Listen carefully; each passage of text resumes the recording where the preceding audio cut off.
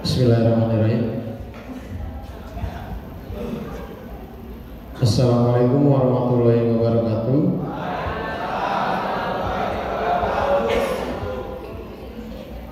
Terima kasih buat teman-teman CSO, CSL yang sudah hadir hari ini.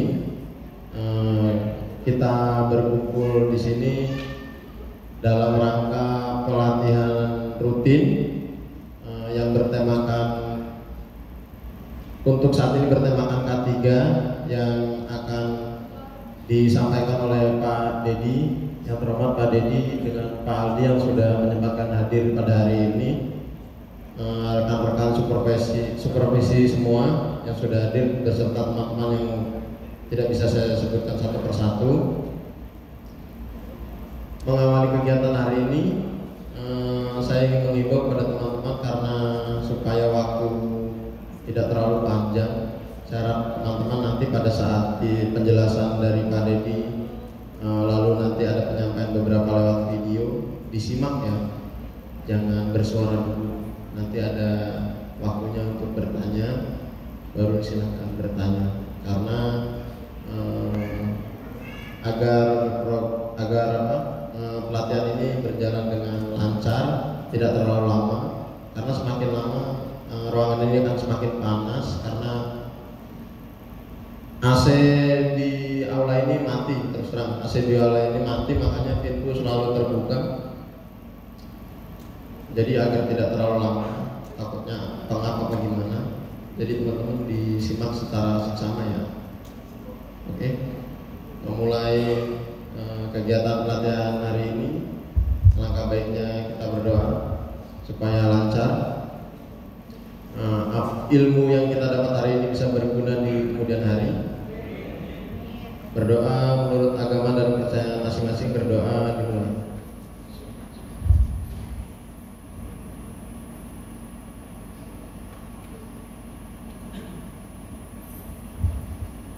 Selesai. Buat Bapak Dedi, waktu dan tempat saya persilahkan.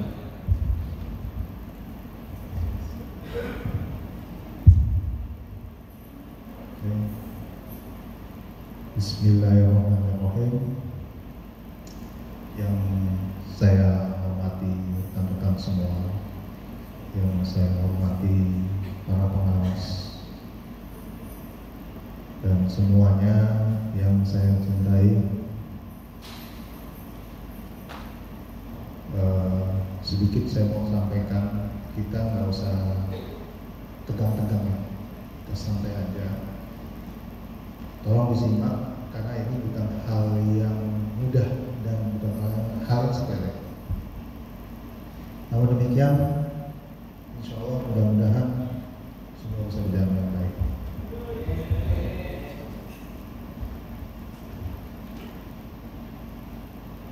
Kecilacak beli talem, kue talemnya disajikan satu persatu. Izinkan saya untuk mengucapkan salam. Assalamualaikum warahmatullahi wabarakatuh.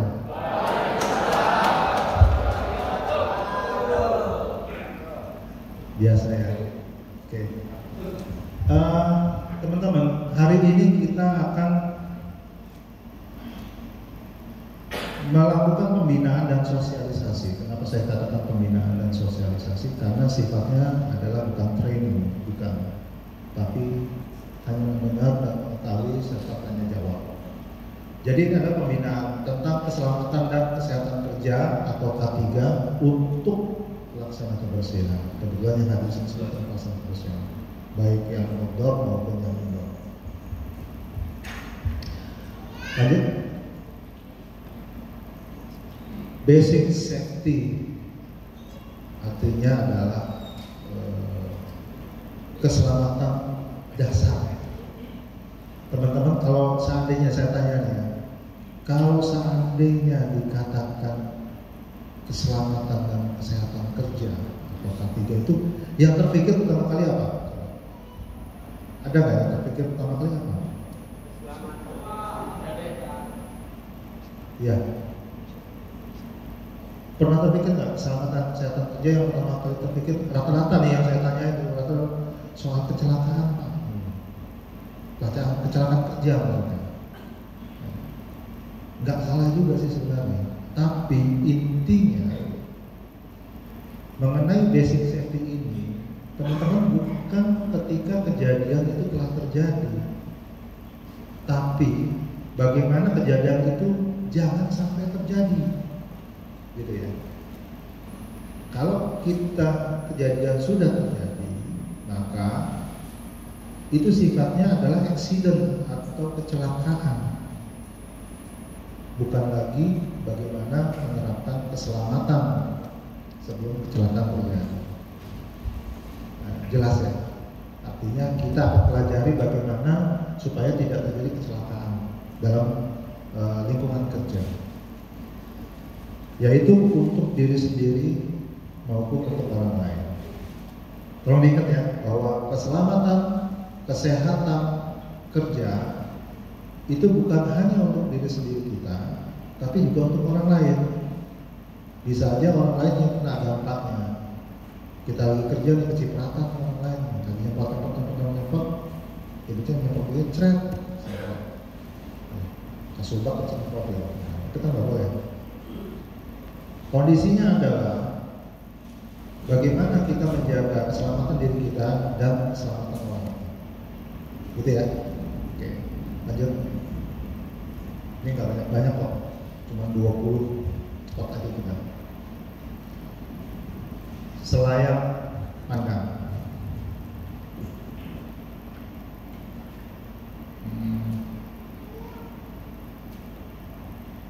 Beli serabi, masak serabi di atas panggangan. Panggangannya dimasak pakai arang. Jangan cuma senayang pandang. Kenapa? Karena tak kenal maka tak sayang. Gitu ya. Kalau ada yang mau di copy, silakan hubungi saya. Ntar saya kasih. Ini akan saya selayak pandang tentang diri saya untuk menyampaikan sedikit bahwa nama saya Dedi Triavianto. Di sini adalah saya sebagai untuk PT Biosis sekaligus pembina P2K3, yaitu wakil ketua, kemudian ahli K3 umum di perusahaan dan ahli bangunan gedung hijau serta ahli media perawatan bangunan gedung yang sertifikasi LPJK maupun BNSP. Saya punya dua-duanya. Pembina manajemen kesehatan perawatan gedung atau KKG. Ditambah kebetulan saya baru menjadi pelaksana kebakaran kelas D. Doyan banget yang punya sertifikat ya. Doyan. Terus pengalamannya yang pertama adalah sebagai pembina dan menjawab di gedung Kementerian Koordinator Bidang Pembangunan Manusia dan Kebudayaan waktu di Kemenko PMK tahun 2019. Kebetulan saya sebagai unit manajer di sana. Kemudian sebagai pembina dan menjawab K3 Gedung Komisi Yudisial Jakarta di Keramat Raya, itu pun juga saya saat itu menjadi unit manajer, jadi sebagai pembina dan penanggung jawab K3 gedungnya. Kemudian yang terakhir adalah pembina K3 dan KKG di beberapa perusahaan maintenance. Apa sih Pak KKG itu? Manajemen keselamatan kebakaran gedung. Jadi bagaimana kita membuat SOP, memberikan SOP, memberikan pemahaman, memberikan training kepada pemakai gedung apabila terjadi kebakaran gedung. Nah itu kita memberikan state dan membuat satuan kerja penanggulangan kebakaran. Oke, lanjut. Sebelum itu, yang tadi mungkin teman-teman udah lihat ya, apa dilihat aja lagi, nggak ada salahnya kok. Kita dengerin dari Dinas Bina Keselamatan dan Kesehatan Kerja Provinsi dari Kemenaker, bukan provinsi, Kemenaker.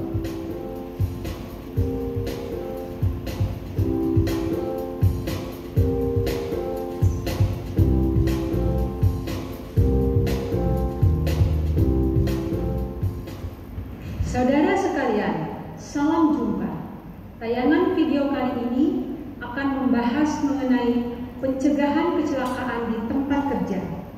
Setelah melihat tayangan ini, diharapkan Anda akan mampu memahami dan melakukan identifikasi, analisis, dan pencegahan kecelakaan di tempat kerja. Selamat menyaksikan dan salam K3.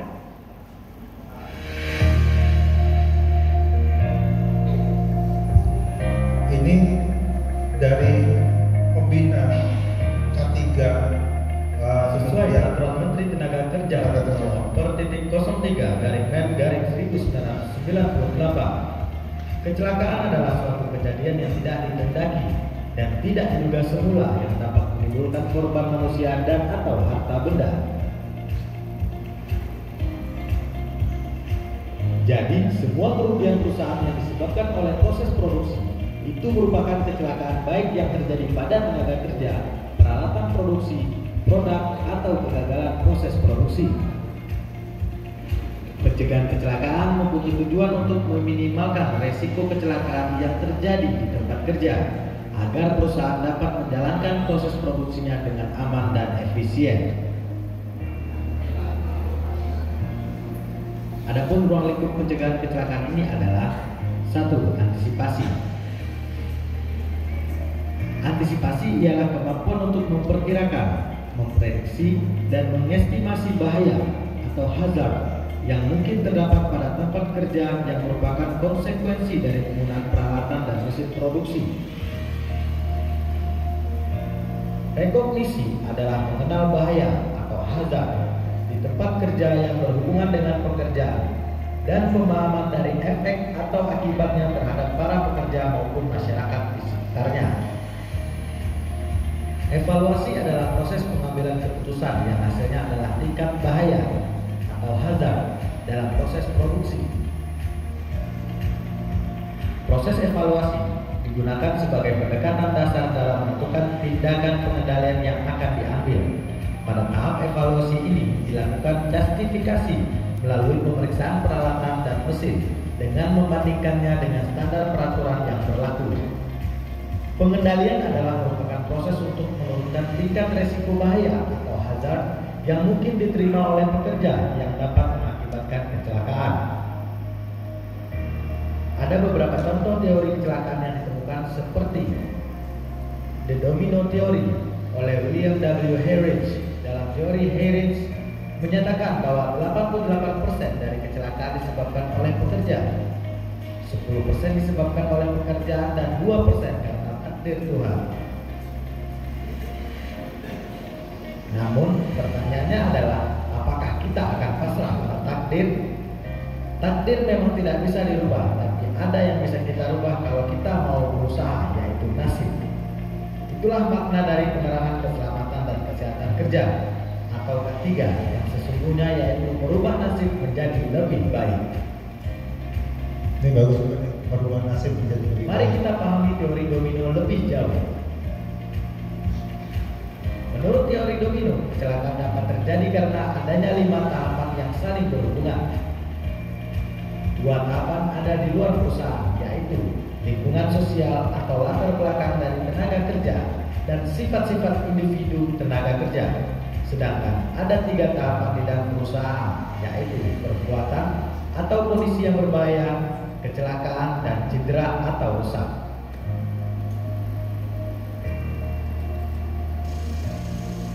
Coba kita perkirakan seandainya tenaga kerja sebelum bekerja tidak pernah mengenal K3, kemudian pekerja ini bekerja di perusahaan yang belum menerapkan K3, maka yang akan dihadapi si pekerja adalah perbuatan atau kondisi yang berbahaya. Apabila hal ini dibiarkan, maka kecelakaan akan sering terjadi dan korban pun berjatuhan, dari yang ringan sampai yang berat, bahkan kematian. Kita bisa mencegah kecelakaan ini dengan usaha meminimalkan resikonya dengan cara menghilangkan salah satu tahapannya, yaitu tahapan yang ketiga dengan mengendalikan perbuatan dan kondisi yang berbahaya sehingga pekerja dapat menjadi aman dan nyaman bagi tenaga kerja.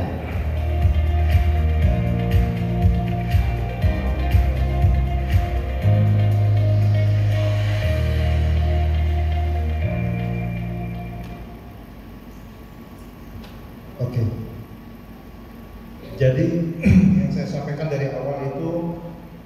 adalah ini sebenarnya. Bagaimana merubah nasib menjadi lebih baik. Ya, bukan berarti itu kemudian nasibnya buruk gitu ya, nggak selalu buruk. Nah, tapi bagaimana kita mencegah terjadinya kecelakaan untuk diri kita dan untuk orang lain. Mencegah. Ya. Sifatnya adalah preventif atau mencegah. Nah, pemahaman mengenai keselamatan dan kesehatan kerja. Kenapa disebut keselamatan dulu, bukan kesehatan?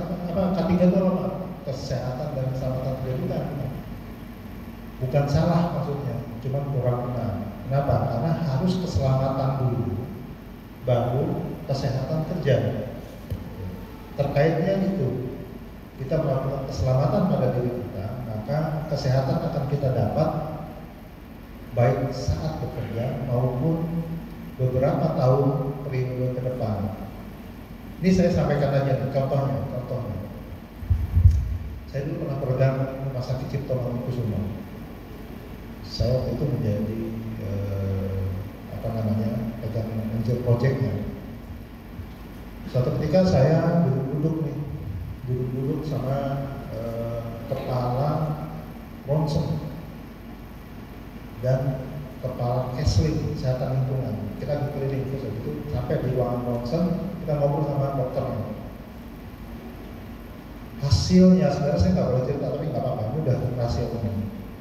Ternyata cleaning service yang melaksanakan pembersihan di ruang ronsen itu punya SOP. Kalau teman-teman tahu, ada yang udah tahu nggak SOP-nya apa? SOP-nya tidak boleh lebih dari 5 menit. Terus gimana Pak, ruangannya segede gitu, bersihnya gimana? Setelah 5 menit keluar. Ya. Tunggu 5 menit kemudian masuk kerja lagi. Setelah 5 menit keluar. Tahu sebabnya kenapa?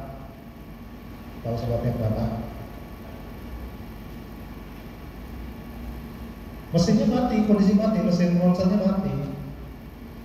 Karena ada residu. Ya, karena ada residu. Sinar ultra itu ada residunya. Kalau kita berdiri di lantai di atas persis mesin scanning atau X-ray, ya kalau kita ke rumah sakit itu nyala tuh merah, berarti ada lagi di X-ray, itu nggak boleh tuh. Kalau kita berdiri di atas lantai yang persis nih di bawah kita nih, ketika mesin itu berjalan nyala, itu ada efek ke dalam tubuh. Apa? Penyebab kanker. Itu bisa. Ya. Dan informasi dari kepala laboratoriumnya X-ray itu mengatakan bahwa usia klinik rata-rata antara setelah dia bekerja masuk kerja di situ, setelah kerja itu antara 20 sampai 30 tahun kemudian meninggal. Ini takdir ya, tadi yang dibilang takdir 2% takdir gitu kan. Tapi kenyataannya seperti itu. Rata-rata klinik di ronsen itu kalau sudah 20 sampai 30 tahun bekerja,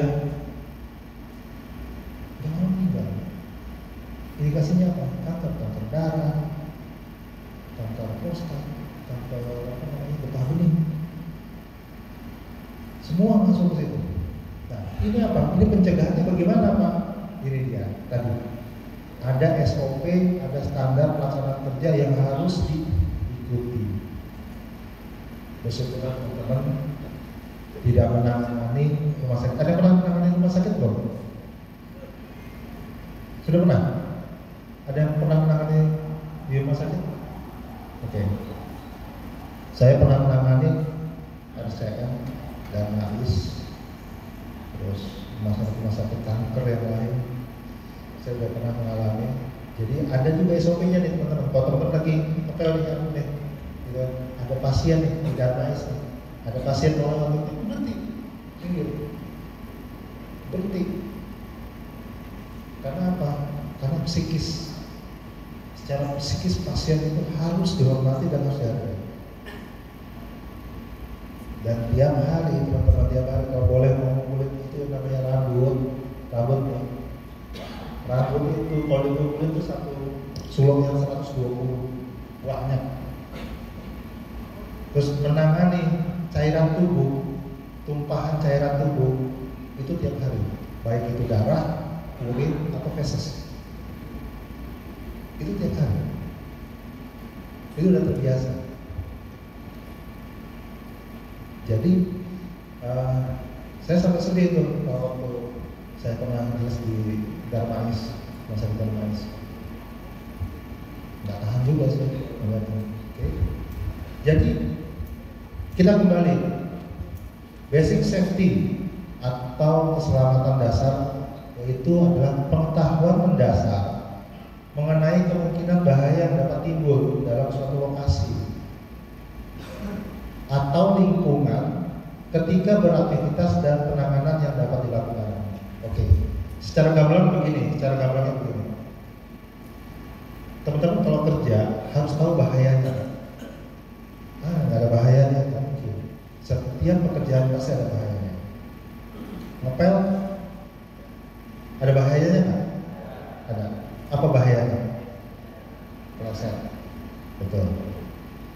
Udah tahu dong cara ngepel lorong yang panjang 20 meter, lebarnya sekitar 3 meter misalkan, 3 meter kali 20 meter lorong, atau kali 30 meter panjangnya, lebarnya 3 meter. Tahu caranya gimana? Yes, sebelah terus menggunakan rolling sign. Ya, jadi itu sebenarnya bukan kosong belaka, itu K3 itu sebenarnya. Kenapa? Supaya orang ketika lagi ngepel masih basah jangan dilewatin. Kalau dilewatin juga berarti orang yang salah, gitu kan. Itu namanya tidak peduli. Nanti kita bicara soal tidak peduli. Ya, ada. Ya. Jadi pengetahuan dasar kita ketika bekerja, teman-teman tahu kenapa kalau bersih toilet harus pakai apa? APD-nya. Tahu APD kan? Oke. APD-nya apa ya? Paling penting. Let's go. Terus masker. Ya. Apa Pak? Helm. Oke. Tapi sebenarnya helm nggak terlalu dibutuhkan untuk pembersihan toilet. Kita bicara soal pembersihan toilet. Jadi yang paling penting adalah satu hand glove, kemudian adalah masker, dan satu lagi apron dan sepatu boot. Ya. Sebabnya apa? Satu, mulai dari atas nih. Kenapa ini? Bakteri yang bau, tapi bakteri yang berkembang, yang melayang, itu bisa menyebabkan virus masuk. Ya, bakteri dan virus terutama. Kemudian tangan sama, tangan juga sama. Ya, terus ini hand glove, apron, ya, celemek ya, orang bilang celemek, tapi celemek yang plastik harusnya. Celemek itu apa? Karena kondisi cipratan itu juga bakteri. Ya, nah. Itu semua adalah K3. Dan teman-teman tahu nggak, Januari ini sebenarnya bulan K3. Jadi tepat banget Mas Guntur. Tepat banget kita memulai pembinaan K3 di bulan Januari. Ya, ini adalah bulan K3 dan tanggal berapa bulan K3 itu? Yaitu tanggal 12 Januari. Kenapa tanggal 12 Januari? Karena Undang-Undang Nomor 1 Tahun 1970 yang ditetapkan oleh pemerintah dan kementerian itu lahir pada tanggal 12 atau ditetapkan tanggal 12 Januari 1970. Undang-Undang Nomor 1 Tahun 1970. Ya. Jadi teman-teman kalau dasarnya apa itu? K3 itu dasarnya itu awal teman-teman K3. Oke. Nanti.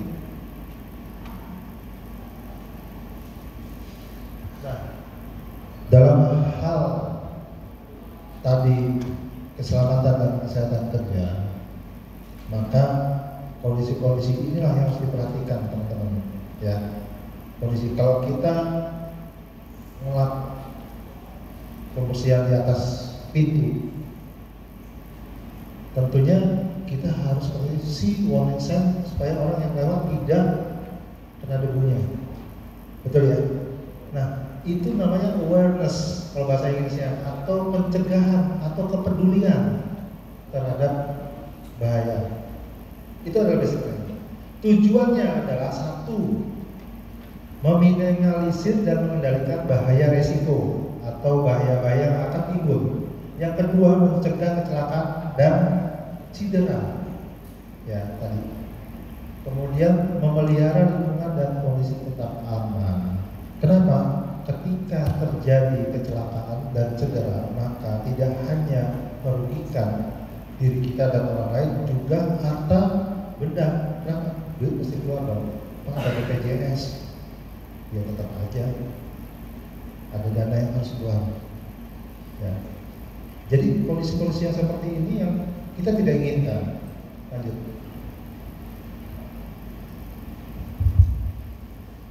Potensi-potensi bahaya inilah yang harus kita ketahui. Ada berapa sejenis sih, Pak? Ada 4. Yang pertama adalah potensi bahaya, yaitu segala sesuatu sumber tindakan kondisi yang berpotensi menimbulkan kerugian, cedera, atau penyakit. Kok penyakit sih, Pak? Iya dong. Maaf nih ya, maaf ya. Teman-teman bekerja di lapangan. Ketika kondisi lagi angin, pernah ya? Kondisi lagi angin, lagi ada pembangunan, pernah? Teman-teman yang di luar nih, ya pernah ya? Terus apa yang terjadi? Debu. Nah, inilah yang harus diantisipasi. Kenapa? Karena tadi yang saya bilang, orang cleaning service di ronsen itu, yang dirasakannya nggak sebulan 2 bulan ke depan, tapi nanti setahun 2 tahun mulai tuh sesak, nafas. Orang yang terjadi pabrik-pabrik sesak nafasnya. Kenapa? Ternyata paru-parunya bolong atau paru-parunya rusak. Ya. Ini yang harus dicegah. Ini namanya potensi bahaya. Oh, kita tahu bahayanya nih, debu nih, gitu kan. Nah, pakai APD. Kemudian yang kedua, near miss. Near miss itu sesuatu kejadian yang dapat atau bisa, tapi belum terjadi. Ya, contohnya begini. Naruh palu, pernah nggak? Naruh palu di tangga gitu, tangga yang segitiga gitu, tanggungan naruh palu di atas gitu, ngambil apa sesuatu. Dia nggak tahu kalau ketika ini kesenggol palu itu jatuh di bawah orang, atau ke lantai pecah lantainya. Tuh, ya. Atau gitu kan. Katakanlah kita lagi poles lantai. Ini saya menggambarkan yang teman-teman kerjakan aja nih. Poles lantai, ya. Poles lantai, kabelnya tuh nggak diamanin. Kalau kita poles lantai kan kabelnya di pundak ya. Kenapa? Supaya nggak keinjek, supaya nggak serimpet. Ya. Itu adalah SOP dan kita tahu ini near miss. Oh, nanti kejadian. Benar. Kita kayak itu keserimpet nih, teman-teman nih. Tapi hampir jatuh. Nggak jatuh, gitu kan. Itu namanya near miss. Ya. Hampir kecelakaan. Tapi itu yang tidak diperbolehkan juga. Kemudian risiko, apa? Efek akibat dari adanya bahaya yang menimbulkan kerugian. Kemudian yang terakhir insiden itu suatu kejadian yang telah terjadi, saya bilang gitu ya, bahwa K3 itu adalah mencegah ketika sudah terjadi namanya insiden atau accident. Jadi tidak bisa seperti itu. Lanjut. Ini bukan kuis main-main, tapi saya mau menggambarkan bahwa manakah dua kejadian ini yang disebut dengan near miss dan near miss. Kita coba near miss yang kanan. Nah, ya, berarti teman-teman sudah bisa membedakan yang bakal terjadi kecelakaan kalau kita biarkan. Gitu ya. Ada tetesan nih air bocor. Dulu deh, gampang. Tuh. Itu ya, menggampangkan ya, menggampangin. Itu nggak boleh. Taruh aja dulu itu, apa namanya, warning sign. Taruh warning sign. Udah. Ya. Seperti mau di lapangan nih, mau motong dahan, pasti pakai safety belt dan ini kan apa namanya, warning sign ya. Ya kan di bawahnya. Kenapa? Supaya orang nggak ketimpa. Itu namanya identifikasi bahaya. Ya, mengidentifikasi bahaya. Nah, ini yang harus dimiliki oleh pengawas. Lanjut.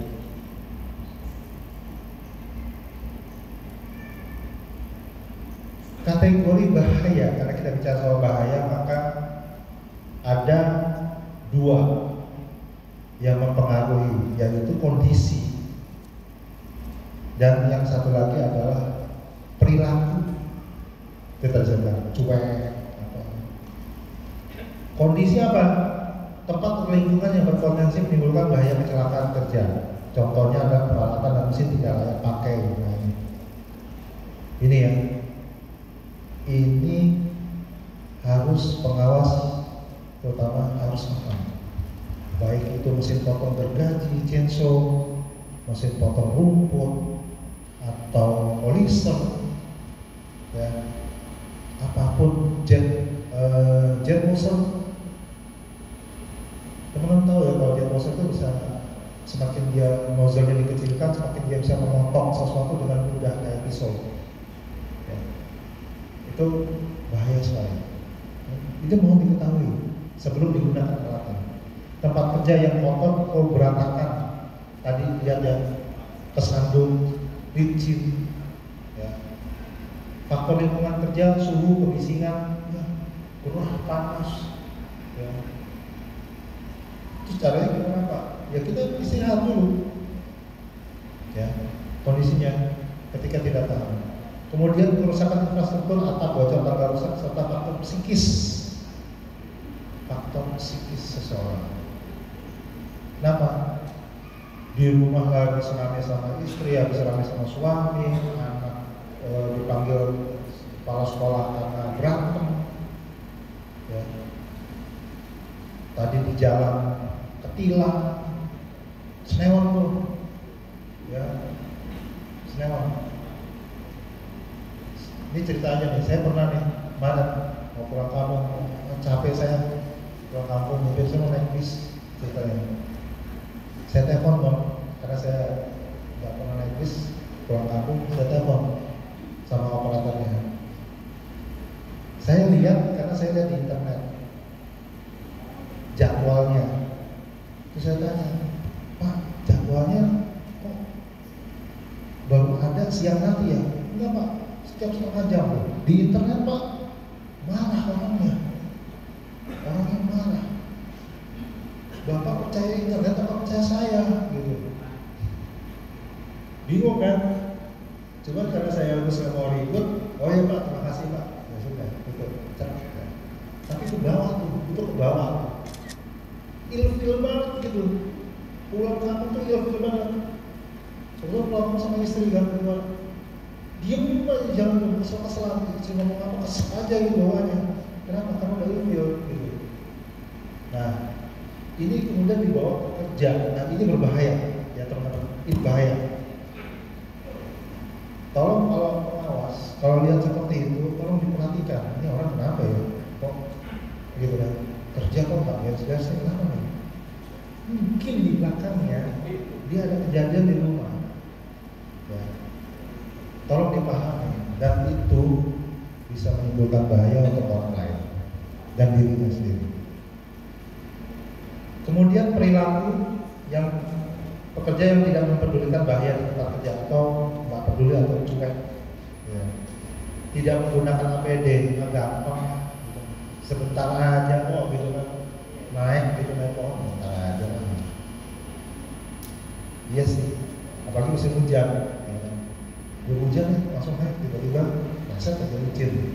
Tuh, teman-teman yang di dalam juga begitu tuh.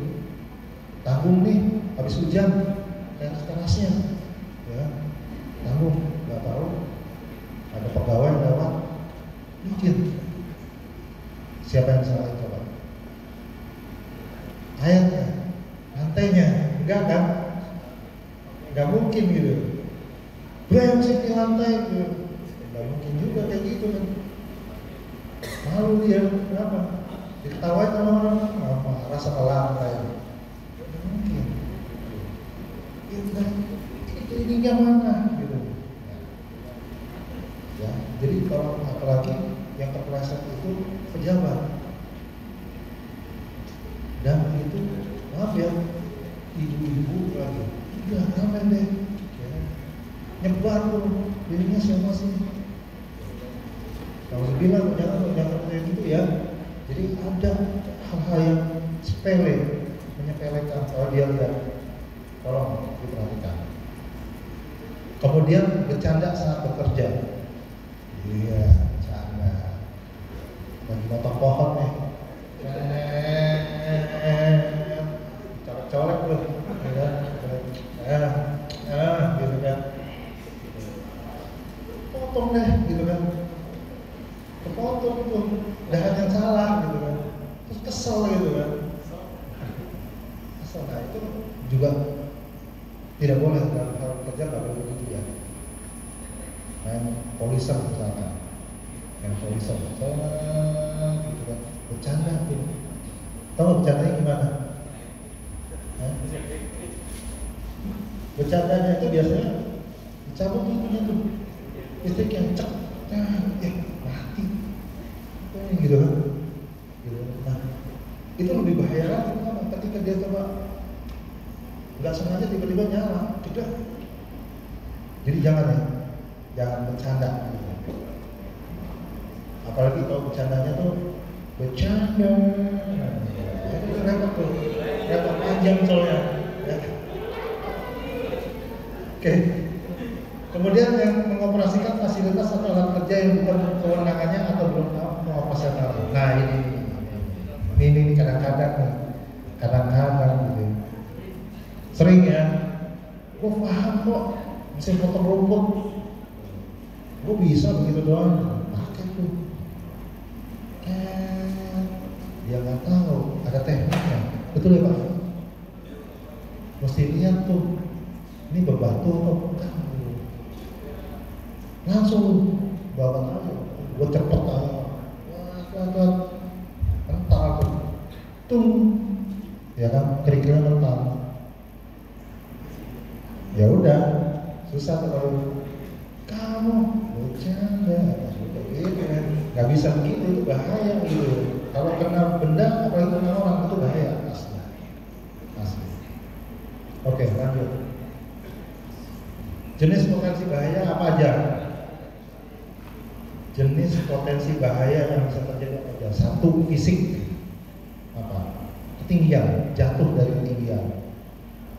Terus kemudian kecelakaan pada mesin dan alat, ruangan, tekanan, kebisingan, ya, listrik. Kemudian yang kedua kimia, ya. Potensi bahaya kimia apa ya? Potensi terbakar, gas, uap, termasuk amoniak. Amoniak kalau di yang pupuk sama di toilet, nah itu juga pupuk terutama ya. Itu bahan-bahannya utama itu. Saya kadang-kadang kalau kasih pupuk aja nih, insek ya Pak, insek. Semua tolong Pak itu apa namanya, masker gitu, masker. Terus nggak cuma masker doang Pak, tolong safety glassnya, kacamata safety-nya. Kenapa?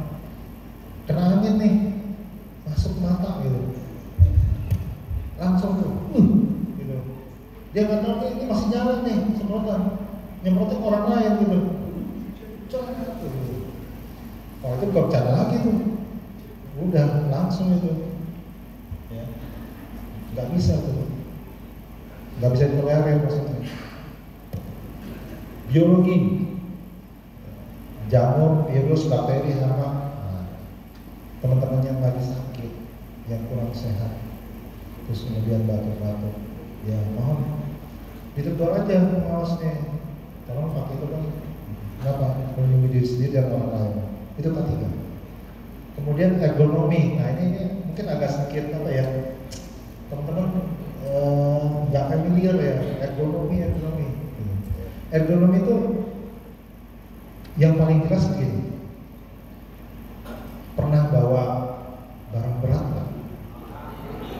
Box berat, ya kan?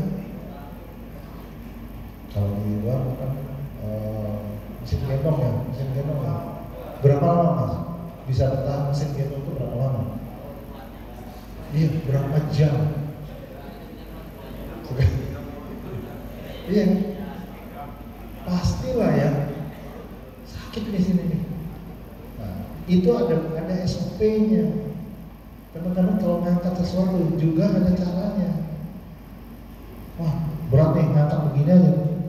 Salah. Ya. Salah. Kenapa? Nggak tahu caranya. Nah, itu kecelakaan kerja, kena pinggang gitu.